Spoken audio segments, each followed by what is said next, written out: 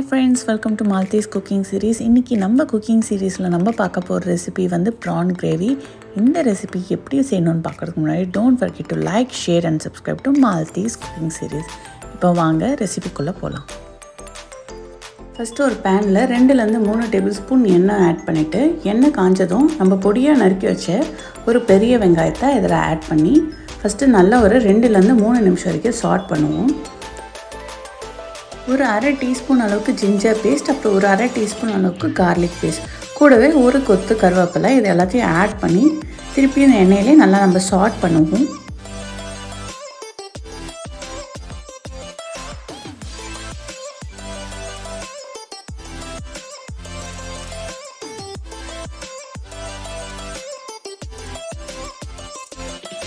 இது நல்லா அந்த பச்சை வாசனை போகிற வரைக்கும் சாட் பண்ணுங்கள். சாட் பண்ணதுக்கப்புறம் நம்ம டொமேட்டோஸை இதில் ஆட் பண்ணிடலாம்.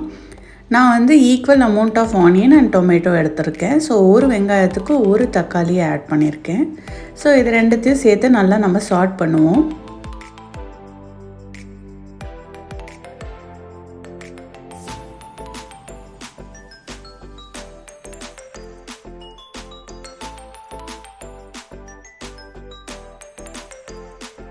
நல்லா சாட் பண்ணதுக்கப்புறம் ஒரு 3.5 டீஸ்பூன் அளவுக்கு குழம்பு மிளகாத்தூள் ஆட் பண்ணுறேன். ஸோ நீங்கள் வந்து உங்கள் காரத்துக்கு ஏற்ற மாதிரி நீங்கள் மிளகாத்தூள் ஆட் பண்ணிக்கோங்க. மிளகாத்தூள் ஆட் பண்ணிவிட்டு அந்த மிளகாத்தூளோட ரா ஸ்மெல் போகிற வரைக்கும் நம்ம சாட் பண்ணுவோம். ஃபஸ்ட்டு அதை எண்ணெயில் நல்லா வதக்கி விட்டதுக்கப்புறம் இதுக்கு தேவையான அளவு சால்ட்டை ஆட் பண்ணிவிட்டு திருப்பியும் நம்ம சாட் பண்ண ஆரம்பிக்கலாம். இப்போ இதில் ஒரு 1/4 கப் அளவுக்கு வாட்டரை ஆட் பண்ணிவிட்டு திருப்பியும் நம்ம இதை ஒரு கிரேவி கன்சிஸ்டன்சிக்கு வர அளவுக்கு நம்ம வந்து ரெடி பண்ணுவோம்.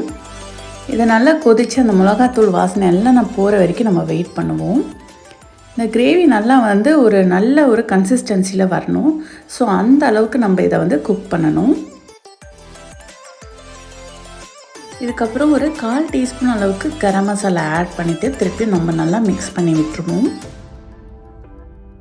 அதுக்கப்புறம் ஒரு 1/4 டீஸ்பூன் அளவுக்கு கொத்தமல்லி தூள் ஆட் பண்ணுறோம். கொரியாண்டர் பவுடரை ஆட் பண்ணதுக்கப்புறம் நல்லா நம்ம இதை மிக்ஸ் பண்ணி விட்டுடலாம்.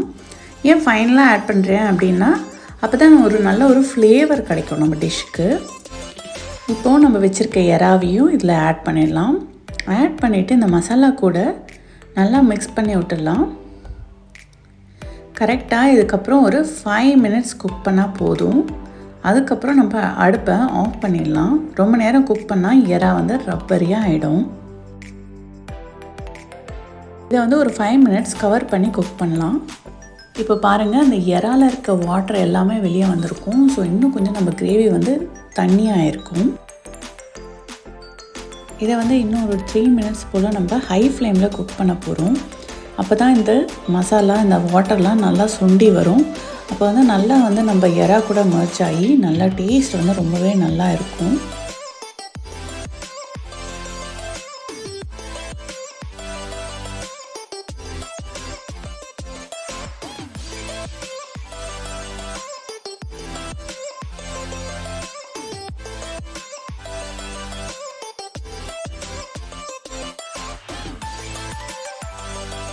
இப்போ பாருங்கள், இந்த கன்சிஸ்டன்சி வந்து நம்ம சாதத்தில் போட்டு பிசைஞ்சு சாப்பிடலாம். ஸோ அந்த அளவுக்கு இந்த கன்சிஸ்டன்சிக்கு நான் வந்து எடுத்திருக்கேன்.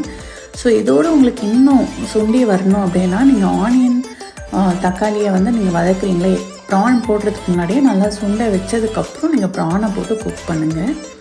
இப்போ பாருங்கள், நம்ம இறா வந்து சூப்பராக ரெடி ஆகிடுச்சு. ஸோ இந்த ரெசிப்பியை உங்கள் வீட்டில் ட்ரை பண்ணி பார்த்துட்டு எப்படி இருக்குன்னு மறக்காமல் கமெண்ட் செக்ஷனில் கமெண்ட் பண்ணுங்கள். என்னோடய வீடியோஸ் உங்களுக்கு பிடிச்சிருந்தா don't forget to like, share and subscribe to Maldives cooking series. Thanks for வாட்சிங்.